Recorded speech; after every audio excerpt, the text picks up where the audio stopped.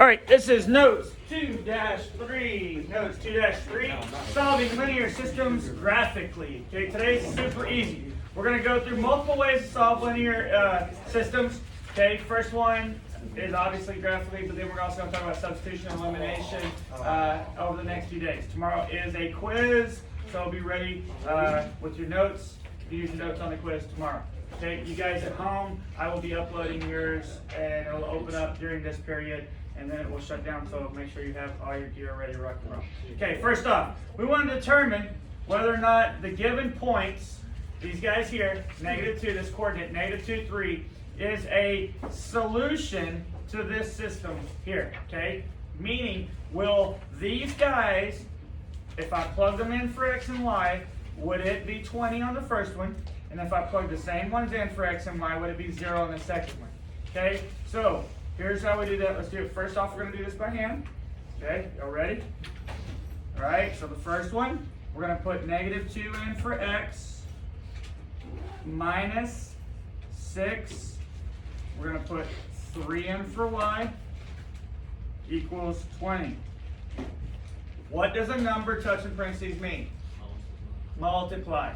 So I've got -2. -6 times 3 is -18. Okay, equals 20. -18 and a -2 is -20. Does that equal 20? Yes. No. No. So we already know right there. Don't even have to plug them into the other one. The answer is no. Okay. Moving on to number 2. Gonna plug 4 and -9 into both of these. We're gonna plug 4 in for x in the first one. So that's 11 times 4 minus 2 times a -9. We want to see if that's 62. 11 times 4 is what? 44. Negative times a negative is a positive. 2 times 9 is 18. What is 44 plus 18? 62. So far, so good. So check mark on the first one. Now we have to check the second one because it is a system. So 3 times our x, which is 4, plus y, which in this case is a -9. We want to see if that equals 62. No, I didn't say that. I lied to you. Good one. 3. Good one. Boom. 3 right there. Okay, 3 times 4 is? 12. And then I have -9. Is 12 minus 9 3? Yes. 3 equals 3. So checked off on both of them. So this one is a yes. Okay, so that's just by plugging it in by hand. Okay, so that's one way to do it. But today we're going to look at graphically right now. These guys here, we want to be able to graph them. Let me zoom out a little bit on this guy. We're going to graph them, find their point of intersection. The point of intersection is the solution. Okay? So, since we already need to practice anyhow for graphing these in y equals form, we're going to put them in y equals form. So looking at the top one, how do I put this top one into y equals form? I gotta move the x across, right? So I want y equals, so that's -2y equals a -1x, we agree? Because x becomes -x, so it's -1x. What was already waiting on me? 5. A 5. Last step, I don't want -2y equals, so how do I get rid of the -2? Divide everything in the club by -2. Y equals, negative over negative is a? And it's 1/2. I can leave it a fraction. In fact, I like fractions. Why? For that particular spot, it's slope. Rise over run. Now, 5 divided by -2. A little help in your calculator. -2.5. It is -2.5. Yes, we agree? So that's one that we're going to plug in. I'll even box it so we don't lose it. Okay? On the next one. Bringing that x across, so I've got 3y equals -4x plus 9. Now what, last step? Divide by 3. y equals negative 4/3 x plus 3. I'm going to go ahead and box it. Alright, so let's go ahead. I can graph them by hand over there if I wanted to, because I have a y-intercept and I have a slope, right? Okay, for each of those. What's my y-intercept on the first one that we did? Negative 2.5, and the slope being rise 1, run 2. Okay, second one is y-intercept 3. I would go down 4 over 3 for every amen. But we're going to use our handy dandies, because we said calculator, so we're using calculator. So we crank up our calculator, hit y equals. Just so we're all on the same page, okay, let's go ahead and hit zoom and hit number 6, zoom standard, so we all have a standard window. There's probably some other garbage from the other classes in there, like just came up on mine. No big deal, because we're going to delete them out. Hit y equals, and clear, clear.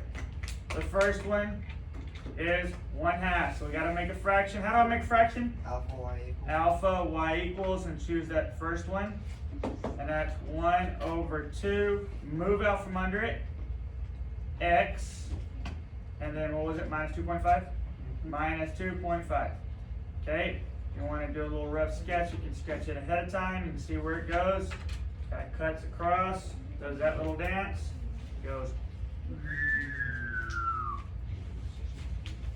Oh, look at that, beautiful. That's money right there. You can take that one, cash it. All right, hit y equals. Go into y2, put in our second equation. It's another fraction. So alpha, y equals, pick that first one. And let's put the negative at the top, that's fine. Negative 4 over 3. Get out from under there. X, and then plus 3. Hit graph. It does that. Okay, so we go, what, let me make sure. Here we go, right? Like that. So our answer is right here, this intersection. Intersection, how do I find intersection? Trace. Second trace. Second trace, number 5. There's only one of them on here because these are linear, so I can go ahead and hit enter, enter, enter. And my answer is 3, negative 1. So the solution, 3, negative 1. If I plug that 3 in for x in both of those equations, and that negative 1 in for y in both of those equations, the top one would equal 5, and the bottom one would equal 9. Okay, so it would make both of those true. At that intersection, it makes both of them true. Okay, flip it.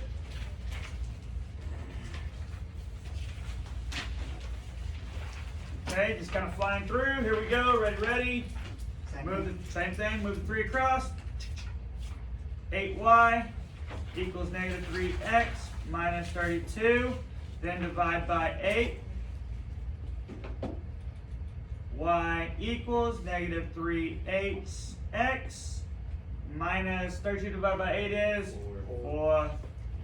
Box it. Now I'm going to move the 9 across.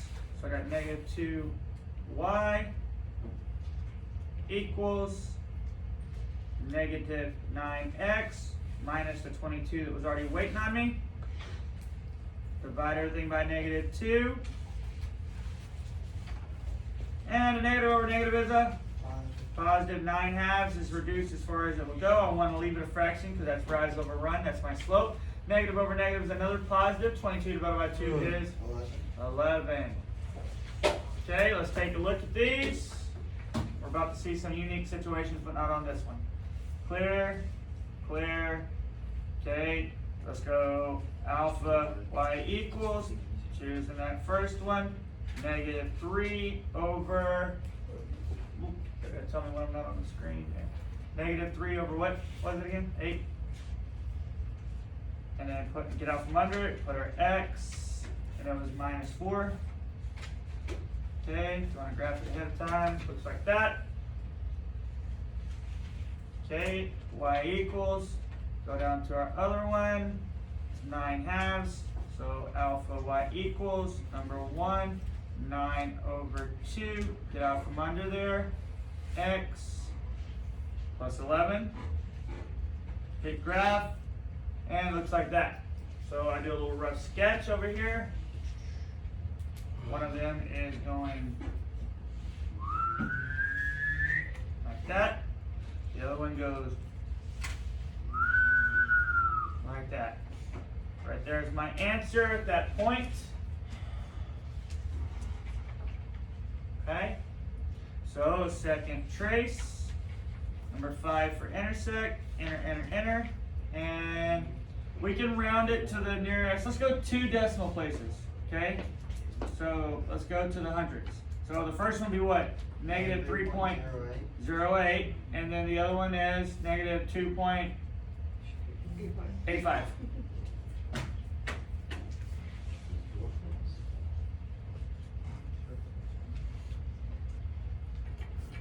So always round it 2 decimal places.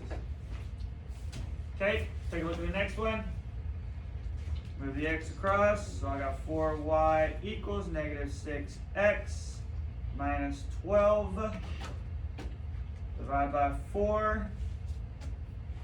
Y equals negative, I can reduce that. What goes into 6 and 4?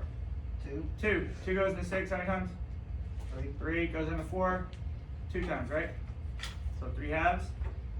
And then negative 12 divided by 4 is 3. We agree? 3, Box it. The next one, 2y, move the 3 across, equals negative 3x plus 1. Divide everything by 2. Y equals negative 3 halves x plus 0.5. Okay. What do you notice about those 2 dies? they're the same, they're parallel. They're parallel. Okay. They have different y-intercepts, but they have the same slope. And what did we learn about things that have the same slope and being parallel? There is no solution. Why? Because they don't intersect. They will never ever intersect. They're like train tracks. Okay, so we can even prove it. Throw it in real fast. Clear, clear, get off me. Here we go. So alpha y equals 1 is negative 3 halves x, and then it was what, plus minus 3? Okay, second one was same deal. Alpha y equals number 1, negative 3 halves, get out from under there, x, and then that was a plus 0.5. Yes. If I graph them, I think I put a minus 5, didn't I? But either way, train track, so let me see if I'm making a change. I did, let me put 0.5. Plus 0.5, boom. So everybody looks the same. So I got train tracks that no matter how much I zoom out, these guys will never ever cross, so there is no solution. Okay, the next one. Oh, we need to rough sketch it. One went, the other one went. They'll never cross. Okay, next one, another unique situation. Okay, we have negative y, so it's negative 1y, right? We agree? Take the 2x across, so that becomes equals negative 2x plus the 5. Divide everything in the club by negative 1. Y equals, negative over negative is a positive, 2 over 1 is 2. X, 5 divided by negative 1 is negative 5. Okay, now watch what happens here. Take the 6 across. 3y equals 6x minus 15. If I divide by 3, y equals 2x minus 5. What's the deal with these guys? They're the exact same line. So basically when I go to graph it, okay, 1, 2, 3, 4, down 5, right? From there I would rise 1, 2, run 1, rise 2, run 1, blah, blah, blah. Okay, so it goes, so I put it in my calculator, it's going to look like that. And then if I put the other one in the calculator, you're not going to see a change because they are the exact same line. So it's taking that line and then putting another one right on top of it. Okay, so how many solutions would there be? How many times is it going to touch each other? Infinite. Good job. infinite solutions. Okay, cool beans, too easy. All right, so you guys are gonna do A, 2, 3. Told y'all today was easy. A, 2, 3. Let's do 1. So on A, 2, 3, we're gonna do 1, 3, 4. 1, 3, 4. 6. And let's go with, Number 7. how about 8? Okay. 8. Okay. Good job when you're done. Turn it in up here. That concludes notes 2, 3.